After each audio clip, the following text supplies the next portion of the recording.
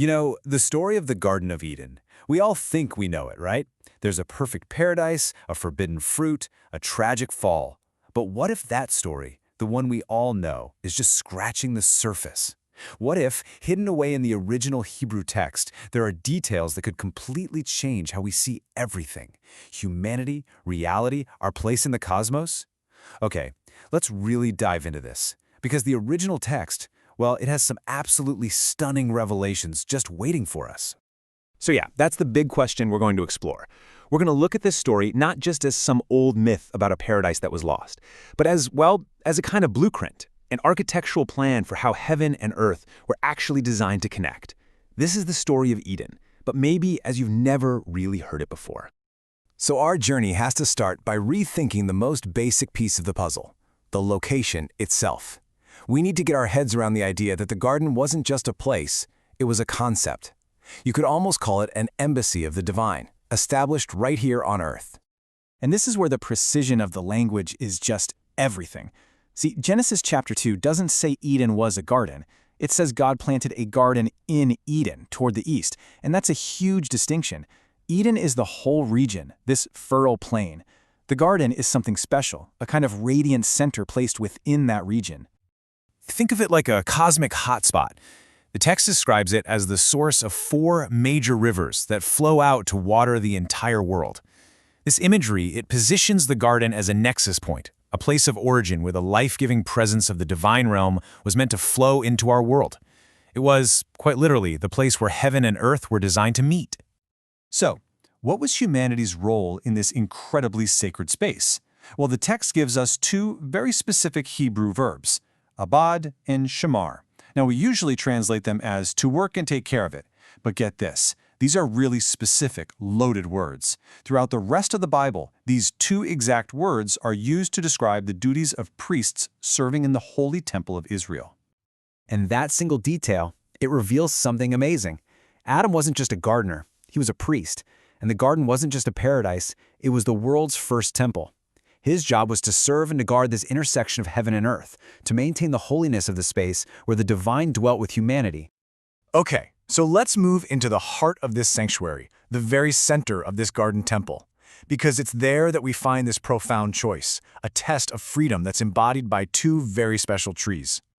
On one side, you've got the tree of life. You can imagine it glowing with a golden light, offering this unending participation in the very life force of God. And on the other side, the tree of the knowledge of good and evil, maybe shimmering with a silver light, offering the divine capacity for moral wisdom. Now notice, both were offering divine qualities. The tragedy, the fall, it all began when these 2 things were separated. And we need to be clear about the fruit itself. The text never, not once, says it was an apple. In fact, ancient thinkers, based on the text's description of it being desirable for gaining wisdom, they pictured it as something luminous, an object that physically pulsed with the promise of illumination, of insight. And this leads us to a really crucial symbolic act. See, in ancient thought, to eat something was to internalize it, to make it part of you. By eating the fruit, humanity wasn't just breaking a rule. They were taking this divine capacity for moral awareness and literally absorbing it into their own being. But they were seizing it on their own terms, separated from God's life-giving presence. And the text is incredibly blunt about what happened next. God himself says that humanity has now become like one of us. So in a strange way, they actually succeeded. They gained a divine level of consciousness, this new ability to see reality split into light and shadow, good and evil. The problem was, they did it by choosing knowledge and giving up life. So what about the serpent? This is fascinating. The text introduces it as just one of the creatures God had made, and it's already inside the sacred space. It's presented as intelligent, elegant, and it challenges humanity's thinking. This reframes the serpent, doesn't it? It's not some outside invader breaking in, but an internal test of freedom, one that was built right into the fabric of creation itself. So once this choice is made, you can just feel the entire atmosphere of the garden shift. And the way the text describes God's arrival, it's honestly one of the most mysterious and beautiful passages in the entire story. It doesn't say they saw God. It says they heard the sound, or maybe the voice, of the Lord walking in the garden on the breeze of the day. This suggests God's presence wasn't some physical form they could see, but something sonic, a vibration, a resonance, moving through the air like shimmering waves. And in that moment, with that sound echoing through the trees, God asked the very first question ever recorded to humanity. Just 3 simple words. Where are you? Now, obviously an all-knowing God wasn't asking for directions. He knew exactly where Adam was hiding among the trees. No, this is a question about relationship. It's God asking, where have you gone? What is this new distance that I feel between us? What is your condition? It is the sound of a broken relationship. What happens next is often just remembered as judgment, as curses. But if we look closely, tucked right into the consequences of the fall, there is this act of profound and really surprising compassion. So with this new knowledge of good and evil comes a brand new feeling, shame. And to cover that shame, the story introduces another first. For the very first time in Scripture, something has to die. But who performs this act? It's not Adam. The text says that God himself made garments of skin for them. So in the very same moment of judgment, God performs the first sacrifice. He introduces this powerful principle that an innocent life can provide a covering for shame. It's just this incredible act of mercy, showing that judgment and compassion can come from the very same hand. And what about the way back to the tree of life? Well, the path wasn't destroyed. It wasn't erased. It was sealed.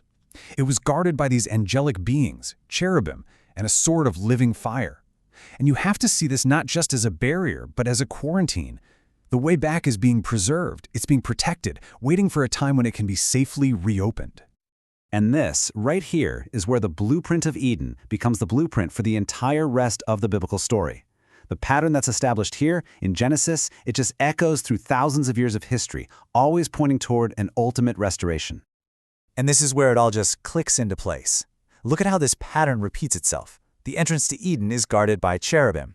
Okay, centuries later, the veil leading into the holiest part of the tabernacle, it's woven with images of cherubim. And later still, Solomon's temple has these giant golden statues of cherubim guarding its inner sanctuary. All of Israel's sacred spaces were designed as echoes of Eden, attempts to recreate that original meeting place. So when you look at it this way, the entire biblical narrative, it becomes a journey back to the garden. It's the story of trying to heal that split that happened right at the beginning, the separation of God's life from God's knowledge. The whole epic story ends right where it began, with humanity being invited back to the tree of life, where divine life and divine knowledge are finally and fully reunited. And all of this, it leaves us with one final, pretty provocative thought. Maybe the story of Eden isn't primarily about a paradise that was lost. Maybe it's actually a story about a sacred space that's being preserved for us. A story not of a tragic end, but of a hopeful promise that the path back to the heart of reality isn't gone forever. It's merely sealed, waiting for the right time to be opened once again.